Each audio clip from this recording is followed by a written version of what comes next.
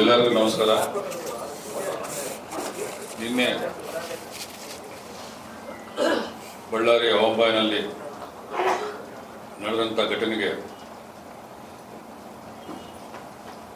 ಇವತ್ತು ಬೆಳಗ್ಗೆ ಶ್ರೀರಾಮುಲು ಅವರು ಮತ್ತು ಜನಾರ್ದನ್ ರೆಡ್ಡಿ ಅವರು, ನಿನ್ನೆ ರಾತ್ರಿ ಜನಾರ್ದನ್ ರೆಡ್ಡಿ ಅವರು ಮಾಡಿದ ಆರೋಪಗಳು ನಮ್ಮ ಅಣ್ಣನ ಮೇಲಾಗಿರ್ಬೋದು, ನಮ್ಮ ಭರತ್ ಮೇಲಾಗಿರ್ಬೋದು, ನಮ್ಮ ಪಕ್ಷದ ಮುಖಂಡನ ಮೇಲಾಗಿರ್ಬೋದು,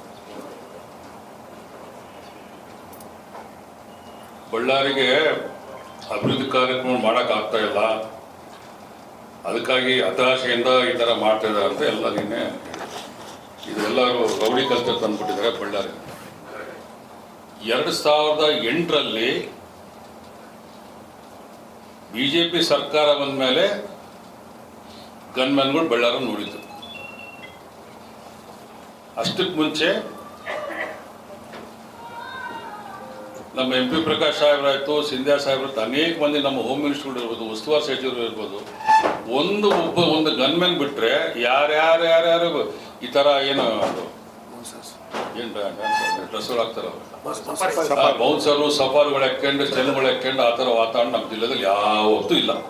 ಇವನು MP ಪ್ರಕಾಶ್ ಹೋಮ್ ಮಂತ್ರಿ ಇದ್ದಾಗ ಕೂಡ ಅದು ಒಬ್ಬನೇ ಗನ್ಮ್ಯಾನ್ ಪರ್ಸನ್ ಮೊದಲಿಂದ ಭಾಳ ವರ್ಷದಿಂದ ತಿಮ್ಮೇಗೌಡ ಇರ್ತಿದ್ದ, ಅವರೇ ಇರ್ತಿದ್ರು. ಅಂಥ ಒಂದು ಒಳ್ಳೆ ಜಿಲ್ಲಾ ನಮ್ಮದು. ಧೂಳು ಎಬ್ಸಿದ್ದಾರು, ಗಬ್ಬು ಎಬ್ಸಿದ್ದಾರು. 2008ರಿಂದ ಯಾವತ್ತು ಅಧಿಕಾರಿ ಬಂದ ಮೇಲೆ ಇದೇ ಶಾಶ್ವತ ಅಮ್ಮಂಗೆ ಇವರು ಎಲ್ಲ ರೀತಿಯೂ ಮಾಡಿದ್ರು.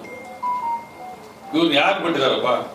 ಫಸ್ಟ್ ದಲಿತರ ಮೇಲೆ ಅಟ್ಯಾಕ್ ಮಾಡಿದ್ರು. ಏನಂತ ಇವ್ರು ಭಾಳ ಆಗ್ಬಿಟ್ಟೈತಿ, ಇವ್ರು ಫಸ್ಟ್ ಮುಗಿಸ್ಬೇಕಂತೇಳಿ ಯಾವುದೋ ಒಂದು ಇಲ್ಲಿದ್ದು ಮರ್ಡರ್ ಎಲ್ಲೋ ಸತ್ಯ ತಗೊಂಬಂದು ಮೇಲೆ ಆಮೇಲೆ ಇತರ ಮೇಲೆ ಫೈಲ್ ಮಾಡಿದ್ರು.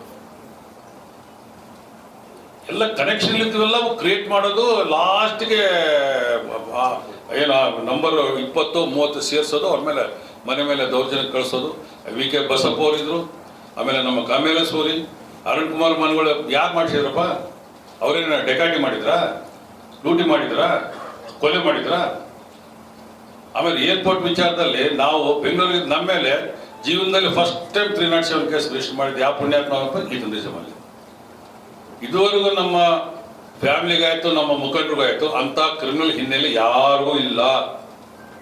ಅದು ನಮಗೆ ಅವಶ್ಯಕತೆನೇ ಇಲ್ಲ. ಫ್ಲೆಕ್ಸ್ ಸಂಸ್ಕೃತಿ ಬಳ್ಳಾರಿ ತಂದಿದ್ದಾರು. ಅಷ್ಟೇ ಮುಂಚೆ ಬಳ್ಳಾರಿಗೆಲ್ಲ ಫ್ಲೆಕ್ಸ್ ಸಂಸ್ಕೃತಿ ಇತ್ತೇನ್ರಿ?